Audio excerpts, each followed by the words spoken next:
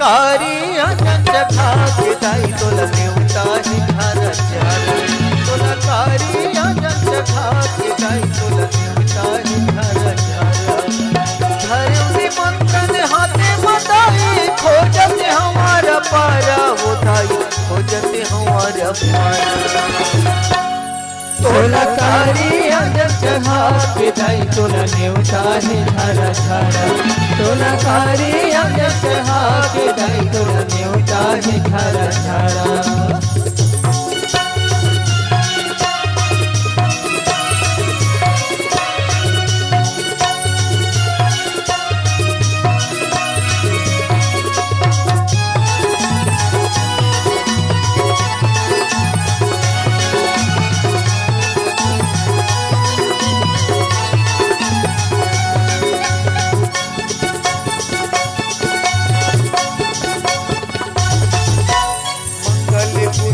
संगे माला में शुक्र दयारी करके वो सनी देवी हनुमान लाला बेटी करके वो सनी देवी हनुमान लाला बेटी करके वो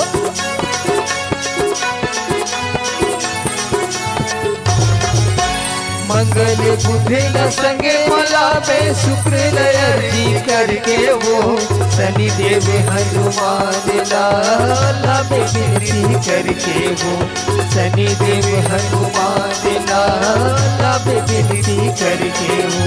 नारद जी छड़ीदार बने घूमत है अर पारा वो दाई घूमत है अर पारा तोला कारी आनंद भाग्य दाई तुला नेवता हे झार झार तोला कारी आनंद भाग्य दाई तुला नेवता हे झार झार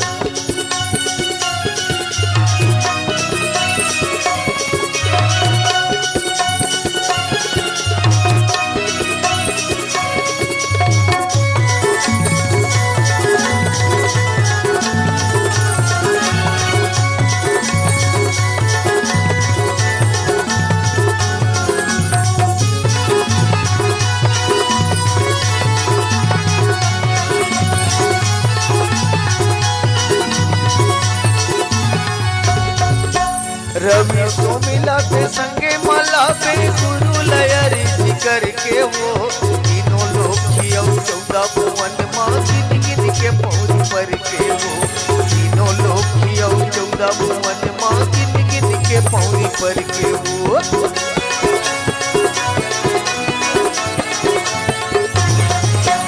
रवि सोमिलक संगे माला पे गुरु लयरी करके वो तीनों लोग 14 भुवन माँ गिन गिन के पौरी पर के वो तीनों लोग 14 भुवन माँ गिन गिन के पौरी पर के वो धन लक्ष्मी ते तो लक्ष्मी ते हयन धन के भंडारा वो दाई धन के भंडारा तोला कारी आनंद चढ़ा के दाई तुला नेवता हे झार झार तोला कारी आनंद चढ़ा के दाई तुला नेवता हे झार झार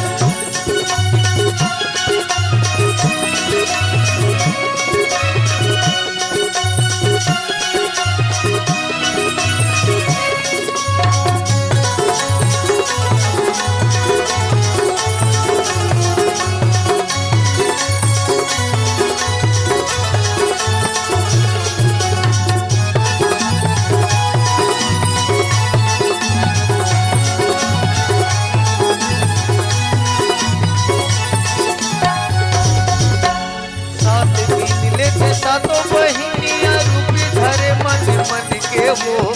नवरात्रि पर आवे वो दाई तहन बन के वो नवरात्रि पर आवे वो दाई तहन बन के वो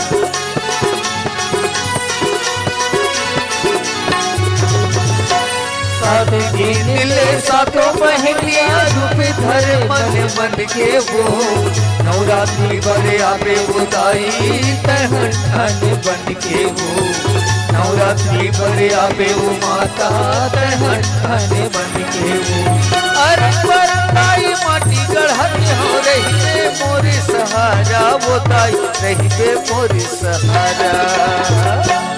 तोला कारी अजब चढ़ा के दाई तोला देवता है झारा झारा तोला कारी अजब चढ़ा के दाई तोला देवता है झारा झारा धर्म से मंत्र हाथे बताई खोजत हमारा पारा वो ताई खोजत हमारा पारा तोला कारी अजब चढ़ा के दाई तोला देवता है झारा झारा तोला कारी अजब चढ़ा के दाई तोला देवता है झारा झारा तोला कारी अजब चढ़ा के दाई तोला देवता है झारा झारा तोला कारी अजब चढ़ा के दाई तोला देवता है झारा झारा तोला कारी अजब चढ़ा के दाई तोला देवता है झारा झारा